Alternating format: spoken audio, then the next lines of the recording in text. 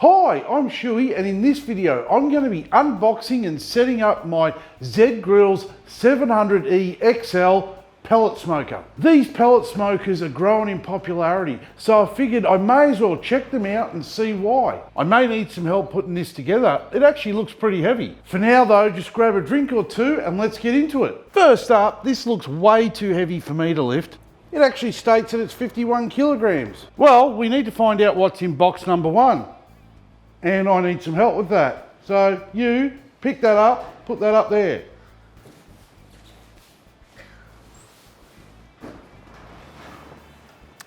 Seriously, put some muscle into it. Kids these days. Now that that's out of the way, we can get on to the unboxing and the assembly of this unit. Now first up, we might need some tools for this assembly.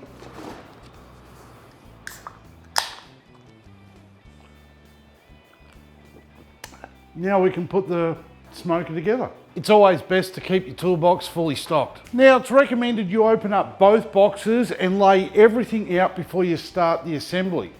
First up, we'll find a pair of gloves. Great for shadow boxing later on or holding the oily parts. Now all of the parts are located inside the drum of the smoker. All right, first up we're going to find is the toolkit and instructions.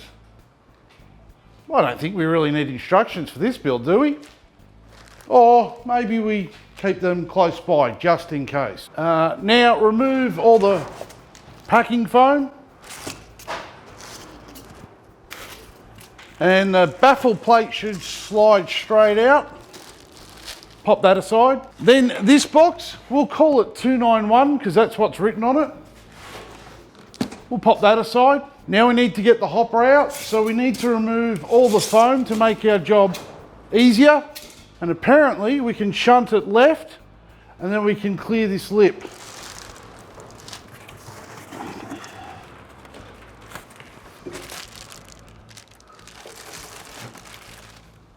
Or if I move it this way and there's more foam, why didn't you tell me about that? There's a bit. You can have that. There's another bit. There's some more, and that'll do it. Now apparently you can shunt the whole hopper that way so you can clear this lip. Wow, they make it look so easy. Another little box, and lastly, another little box. Well, with everything out of the drum, we can now start on box number 2. See, I knew we wouldn't need those instructions. Now, onto box number 2. First up, the grill rack. Then we have the top grill rack. Next up, we have one of the cabinet doors, and we've also got what looks like the handles for the doors and the grill itself. Well, lucky for that, we've got the other door. We have the grease tray, and it is packed in plastic because it's covered in oil, so leave that plastic on. We have the back of the cabinet and the cover for the entire unit. We have the 2 sides of the cabinet and also the top bracket for the cabinet. We have the base of the cabinet and the wheels. It's just a pity that this box is too small for a cubby house. I like the fact that they've included the cover, because usually that's an added extra that you've got to buy afterwards. So let's open up the smaller boxes now and see what we've got to deal with. But we might need some extra tools for this job.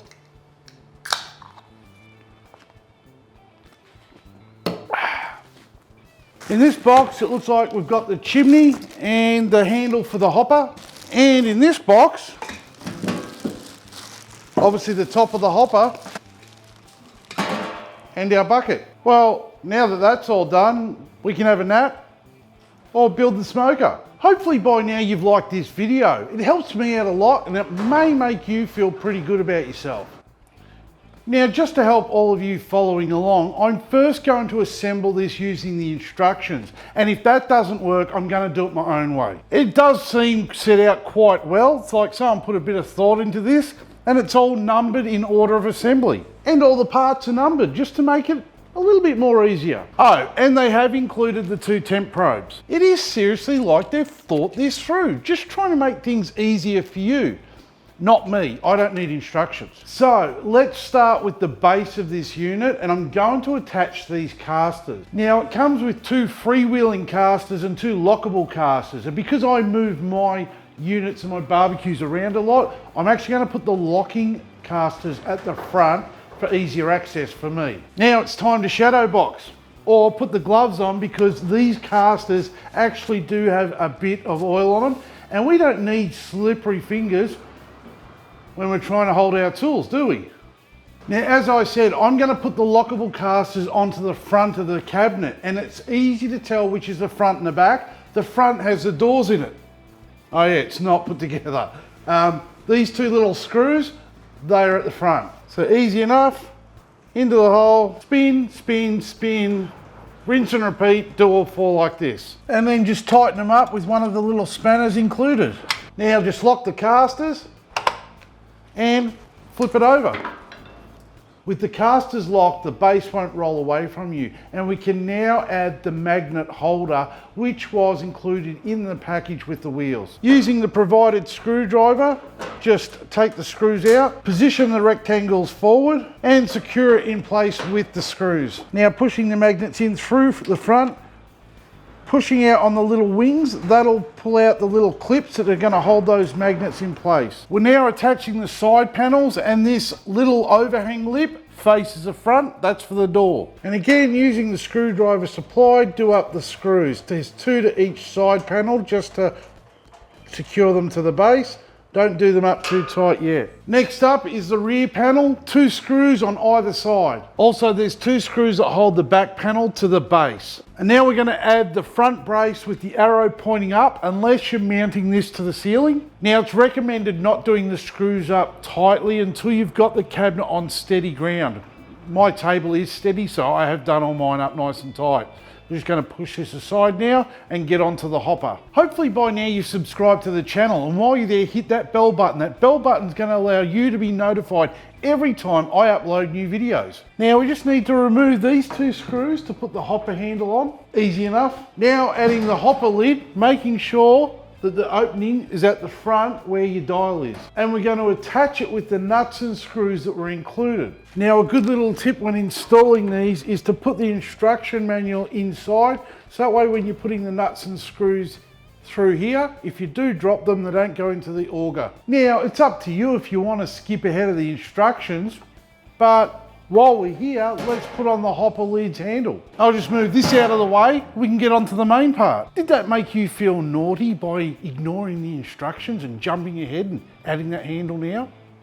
Told you we didn't need the instructions. Today we are setting up a Z Grille's 700E-XL pellet smoker. And all up, the construction took about an hour. Or for those of you who like to use my beer timer, you're looking at a 2-beer assembly. I'd pack extra beers though, it's always better to have more than not enough. Well, it's time to lift that drum up on the cabinet. Where's my apprentice gone? This looks heavy. He should be lifting this. Looks like I'll have to do all the hard work myself. Don't forget to screw it into place. It's now time to add the hopper assembly. So we just move the wiring out of our way, remove the 4 nuts and washers off the hopper, then place the 4 bolts in the drum.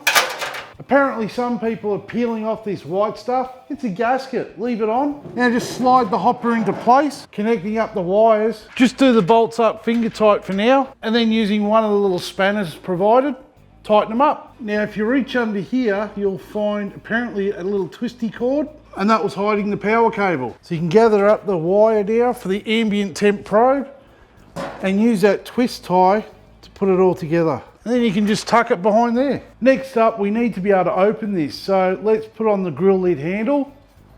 Look at that, like I brought one. Time to attach and assemble the chimney stack, including the chimney cap. And then we can put the handles on the doors and install them as well. And then add the grease bucket. Did you know there's a Schuey's Facebook page and Instagram account?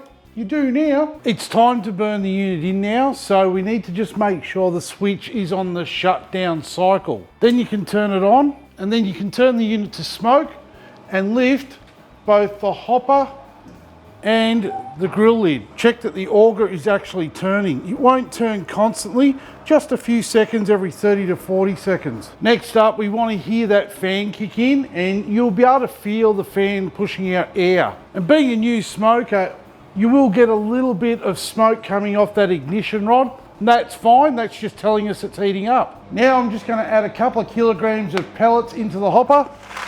Now I'm just going to turn the temp up to high. This is just to help to spin the auger quicker to push those pellets down. As soon as you see pellets dropping into the fire pot, we can turn the unit back to the shutdown cycle and then immediately to the smoke cycle. This just turns the ignition rod back on again and helps ignite those pellets. Now we'll keep the lid of the grill open until we see flames. So once we see flames, it's time to install the baffle plate and remove the plastic from the grease tray and place that in. Put the bottom grate in and also the top grate. When you see smoke and you can hear that fire roaring, turn the unit up to high, close that lid, and we're going to let that burn for 45 minutes just to get rid of all the oil that you get when you manufacture anything. Now it will smell bad while it's burning off, so don't hang around it. Well, that's pretty much it for the next 45 minutes. So we might as well find something else to do.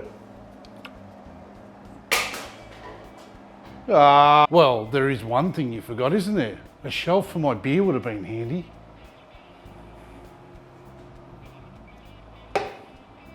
How easy was that? After 45 minutes, we're going to turn the unit back to smoke.